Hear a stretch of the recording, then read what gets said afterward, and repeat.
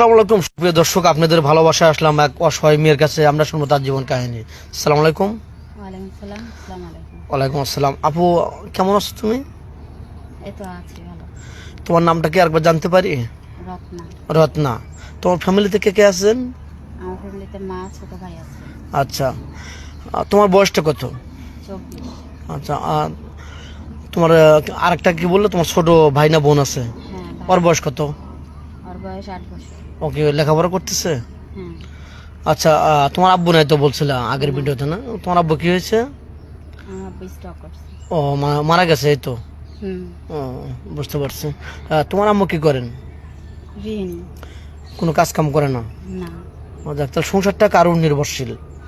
সংসারটা আমার বাবা যে ব্যবসা বাণিজ্য রেখে গেছে সেগুলো দিয়ে কিছুটা আর্ন করছিল, ওটাই বসে বসে খাচ্ছ।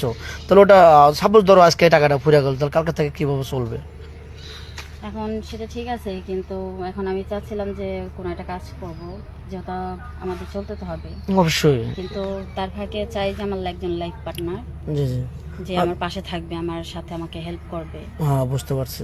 তো তাহলে তোমার বয়সটা বলছিল 24, না? হ্যাঁ। তুমি মনে করো কত বছর বয়স হলে মেয়ে ছোট হবে? একজনের বয়স 35-40 ও বয়সে থাকে। বয়স যেমনই হোক, বয়সে কিছু হয় না, কারণ যেহেতু আমি ডিভোর্সি, আচ্ছা। আগে আমার হাজবেন্ড ছিল। তো এখন চাইলেও তো আমি একটা বিবাহিত ছেলেকে বিয়ে করতে পারবো না, অবিবাহিত ছেলেকে বিয়ে করতে পারবো না, তাই না? আচ্ছা, জি। তো সেক্ষেত্রে দেখা যায় বয়স যেমনই হোক, আমার কথা হলো যে আমাকে সম্মান করবে, আমাকে ভালো রাখতে পারবে, আমি তাকেই বিয়ে করবো। বয়স নাথিং। হ্যাঁ। বয়স যত যেমনই হোক, তার মনটা ভালো হলে হবে, এটা তো বলতে চাচ্ছ? হুম। যাই হোক, গরিব তো রান্না বাড়া তো সব করতে পারো? হ্যাঁ। যেমন তোমার একটা ভালো একটা পরিবারে বিয়ে হলো, তার বাবা আছে, মা আছে, ভাই বোন আছে, সবাইকে আগলে রেখে পাকশাক করে এভরিথিং চালাতে পারবে তো? হ্যাঁ। সংসারে হাল ধরতে পারবে? আচ্ছা, তুমি তো মুসলমান, না?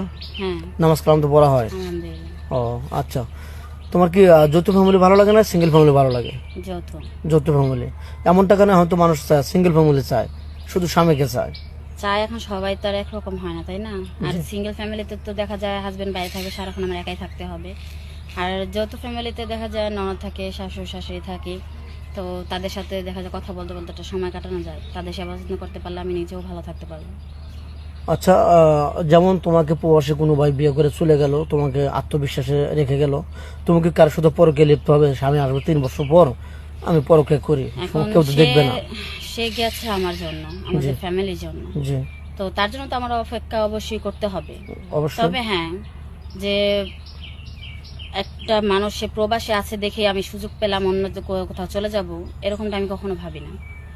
বিশ্বাসে অমর্যাদা করতে নেই, হুম। মানে বিশ্বাস ভাঙার যে কথা, মসজিদ ভাঙা একই কথা। হ্যাঁ। তো যাই হোক, ওরকম করা যাবে না, আত্মবিশ্বাস বা ধরে রাখতে হবে। তো যাই হোক, এই ভিডিও পাবলিক করছি, আপনাকে কিভাবে পাবে বলেন তো একটু? এখন যেহেতু আমি আমার ডিভোর্স হওয়ার পর থেকে আমি কোনো ফোন ইউজ করি না, এখন কথা বলতে হলে তাকে আপনাদের সাথে কন্ট্যাক্ট করতে হবে। দর্শক বন্ধু শুনলেন, স্কেবার বাড়াতে চাচ্ছি না।